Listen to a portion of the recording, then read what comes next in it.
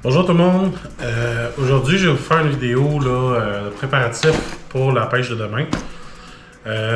Montrer aussi mon stock, mon background, tout par rapport à la pêche, par rapport aux vidéos, par rapport à ma chaîne. Qu'est-ce qui va s'en venir dans le futur, le genre de contenu que je vais faire aussi. Donc au niveau de mon parcours de pêche, comme plusieurs d'entre vous, j'ai commencé à pêcher depuis tout petit. C'est ça, de fil en aiguille, j'ai laissé faire la pêche là, pour aller à l'école, etc. Puis j'avais pas le temps.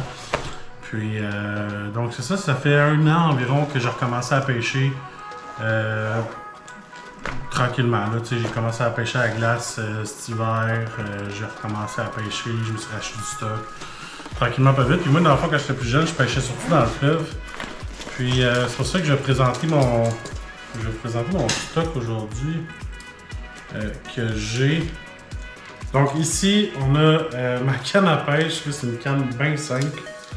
J'ai acheté ça chez Pro Nature là, au Saguenay pendant mon voyage cet été.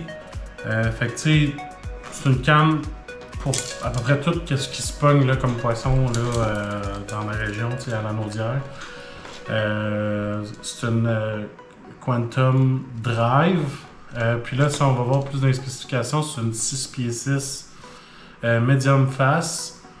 Normalement, je serais censé mettre de la 6 à 12 livres, mais moi, étant donné que je pêche dans le fleuve, puis tout le monde sait, là, quand tu pêches dans le fleuve, ça prend pas mal plus que ça. Aussi, avec ma chaîne, dans le fond, j'ai l'intention d'aller pêcher à des nouvelles places, comme demain, là, je m'en vais sur la rivière Waro. Fait que c'est sûr que quand tu vas sur la rivière Waro ou bien à des nouvelles places, tu as plus de chances de te pogner parce que tu connais pas les spots. Puis c'est important d'avoir en tout cas une ligne qui est capable de sortir ton leurre là, si jamais tu te pognes. Au moins que la ligne ne pète pas puis que tu perds le moins de fil possible parce que ça coûte cher. Fait que dans le fond ici sur ma ligne j'ai de la 50 livres test. Tressée. C'est de la tressée 8 fois. Puis pourquoi j'ai pris ça? C'est parce que quand j'ai acheté ma canne, j'avais mis de la 30 livres. Test tressé 4 fois. Puis c'était pas assez solide. Aussitôt que ça passe là sur le bord d'une roche, ça s'effilochait. Puis j'ai perdu mon fil, ça n'a pas pris de temps. De la 50 livres, ça peut paraître beaucoup, mais c'est surtout la résistance à l'abrasion qui est intéressante là-dessus. Puis moi j'aime ça le fil tressé parce que tu sens plus la touche. Parce qu'il y a moins d'élasticité. Puis, je suis pas un professionnel, là, mais moi, c'est ça, dans le fond. Puis, surtout au niveau de la résistance, parce que, étant donné que c'est de la 8 fois tressée, il y a une résistance à l'abrasion qui est vraiment plus intéressante que la 4 fois. Ici, j'ai mon nœud fluorocarbone. Dans le fond, moi, cette année, c'est la première fois de ma vie que j'utilise du fluorocarbone, parce que c'est quand même dispendieux. Puis, est-ce que ça fait une différence? Je sais pas. À voir.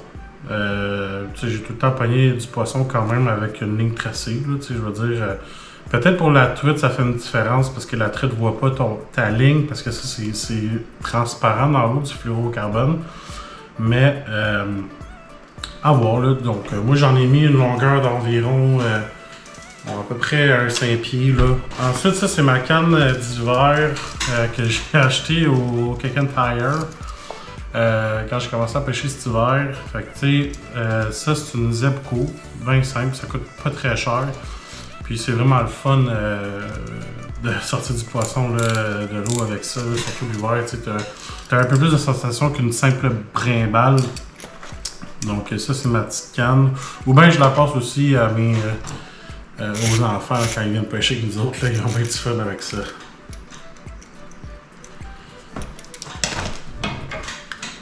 Ça, c'est une canne à traîne que j'ai reçue de mon grand-père. Écoute, j'ai essayé de lancer avec ça, c'est pas possible de lancer avec ça, c'est impossible. C'est très vieux. Je l'ai pas utilisé encore parce que j'ai pas de bateau et je fais pas de traîne, mais je la garde. On sait jamais. Ça, c'est une vieille canne que j'ai pognée dans une bande de garage. On trouve de tout dans les bandes de garage, surtout pour la pêche, des fois c'est intéressant. Écoute, cette canne-là, c'est une canne de 7 pieds. Puis je la trouvais assez belle. En fait, c'est parce que j'avais pas vraiment de temps l'année passée. J'avais perdu mon autre.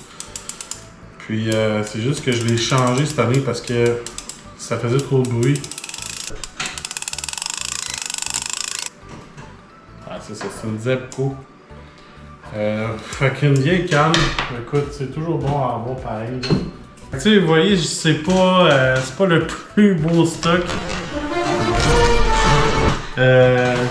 C'est du stock vraiment de base là, que j'ai. Puis c'est ça qui va être intéressant sur ma chaîne, c'est qu'il va y avoir une évolution aussi là, dans mon stock, dans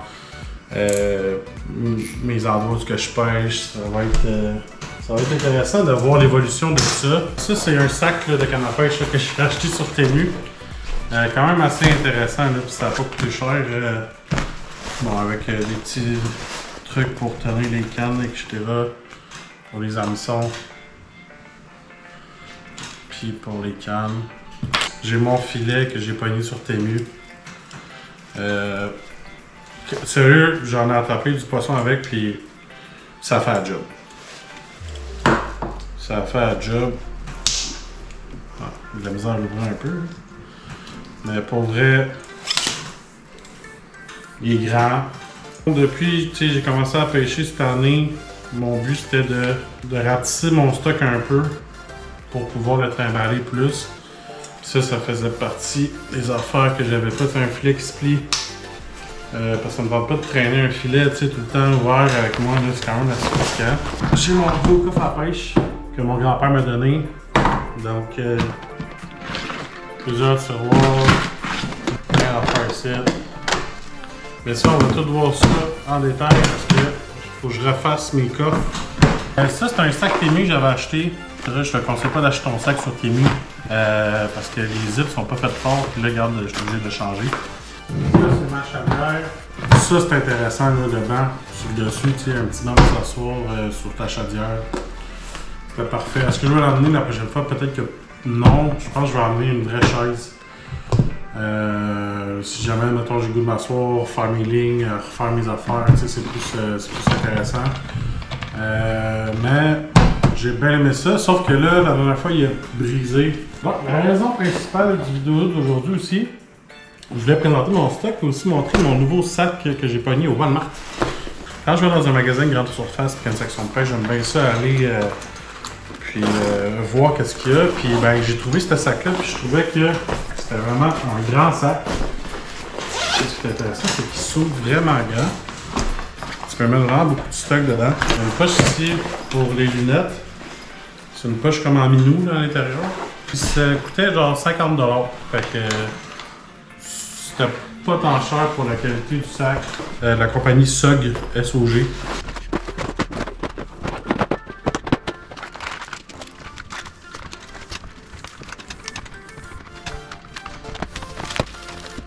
Je vais vous présenter mes différentes boîtes. Je vais commencer avec ma boîte de poisson nageur. Donc, c'est vraiment des beaux poissons, sauf que j'ai jamais rien pogné avec. Pour vrai, j'ai jamais rien pogné au Rapala. Mais ceux-là, c'en est que j'ai pogné sur Temu. C'est sûr que je pêche pas souvent au Rapala, mais ils sont vraiment réels. Puis l'action dans l'eau est incroyable. Pour vrai, là, celui-là aussi. Ça fait du bruit, etc. Tu sais, c'est tous des poissons que j'ai pognés sur Temu. Regardez ça, un petit crapet de roche. Mon préféré, c'est le petit brochet. C'est incroyable. Il y a lui aussi qui émite un petit rat là, sur le dessus de l'eau. C'est vraiment des bons leurres. Tu sais, je les essaye tout le temps à chaque fois que je vois un spot, mais en fait, j'ai jamais rien pogné avec. Ça, c'est tous mes plombs, mes hameçons, mes bas de ligne. Ça, c'est des bas de ligne déjà faites. Tu sais, des poids, là, j'en ai des 3 onces pour le fleuve.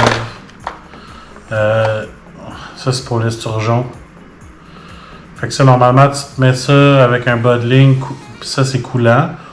Puis le reste de ta ligne, dans le fond, quand ça mord, tu le sens sur ta ligne ou tu sens pas le plomb. Mais lui, ça te permet qu'il reste en même place.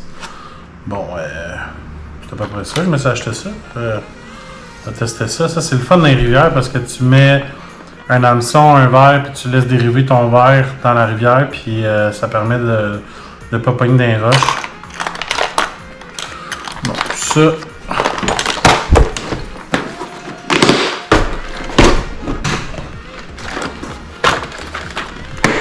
Ici, mon coffre à leurre souple. Fait que, tu sais, j'ai plusieurs sortes de leurre souple, puis vous allez les reconnaître pour la truite, là. Les teasers. J'en ai qui ont de la senteur ici. Ça, c'est pour le bord rayé. J'en pêché en Gaspésie. Ça, c'est pour la truite. Powerbait de truite. Ça, c'est cool. C'est un petit crabe. J'aimerais rien pogner avec, mais j'aimerais bien ça. Ma petite grenouille, ça, elle flotte sur le dessus de l'eau, puis quand elle s'en vient, ça fait comme une vibration sur le dessus de l'eau, là. Ça tourne, ça splash, puis j'aimerais rien pogner, mais je suis sûr que c'est très bon, là. Ah oui, j'ai mon petit écrevisse ici. Ben, c'est comme une petite crevette plutôt, là. Fait que mon coffre à cuillère. Là-dedans, j'ai pas mal de stock. Ici, le chatterbait, le fameux chatterbait qui est vraiment populaire, avec un petit semblant d'écrevisse au bout. L'action est incroyable, mais j'ai jamais rien pogné avec. Ça, j'ai pogné ça sur Temu. Ça fait comme un banc de poisson. Ici, j'ai mes spinnerbaits. Ça, c'est un gars à la Valtrie qui fait ça. Quand tu vas sur la rue de l'église, qui descend vers le quai, il y a un petit magasin que lui fait tous ses plombs lui-même. Il fait toutes ses têtes de leurre lui-même. Puis il fait ce que tu veux. Puis j'ai acheté ça. Lui, il vend vraiment pas cher. Ça vaut vraiment la peine d'aller là. C'est vraiment des beaux...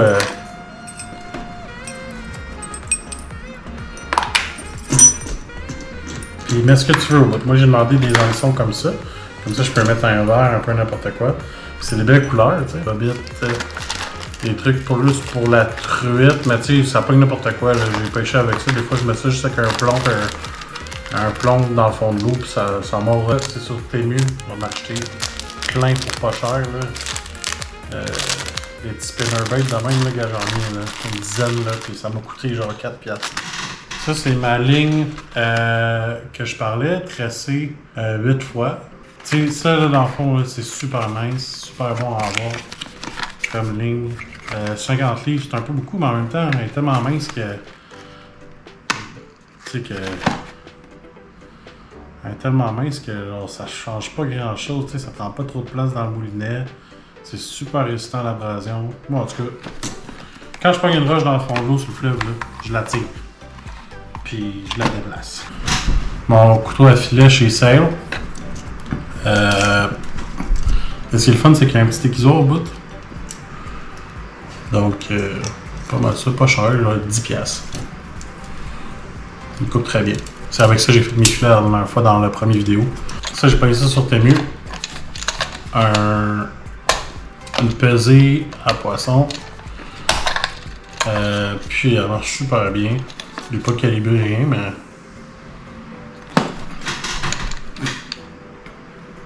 Ça, c'est mon fil fluorocarbone 100%. Il y en a des fois, ça a été écrit fluorocarbone, mais ça va être comme juste une couche par-dessus ton fil normal. Fait que ça, d'après moi, c'est pas trop bon. Hein.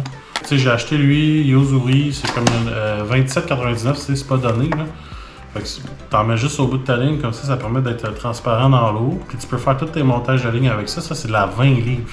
J'ai pris de la 20 livres parce que là, tu sais, j'ai une 50 livres et je suis pas pour mettre de la 6 livres au bout, là, puis tout le temps perdre mes affaires. Avec de la 20 livres, là, quand je suis en fond de l'eau, puis je pogne une roche, si je tire, l'hameçon va défaire. L'hameçon va ouvrir bien avant que le fil casse, puis ça permet de tout garder mes affaires. On va remplir mon sac. Demain, je m'en vais à la pêche sur la rivière Waro.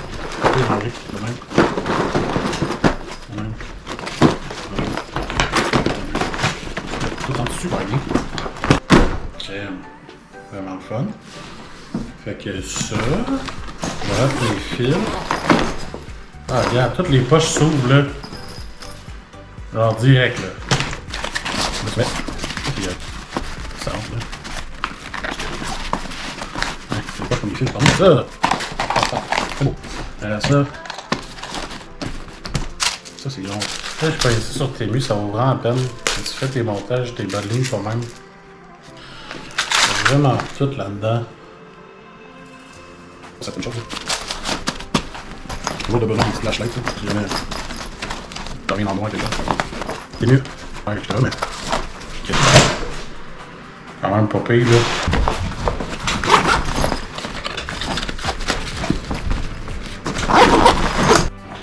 Ça ici, normalement, c'est une place pour mettre sa bouteille d'eau. Mais c'est une belle place aussi pour mettre une canne à pêche. La bouteille d'eau, tu peux la mettre dans le sac. Fait que c'est pas mal ça. Voilà.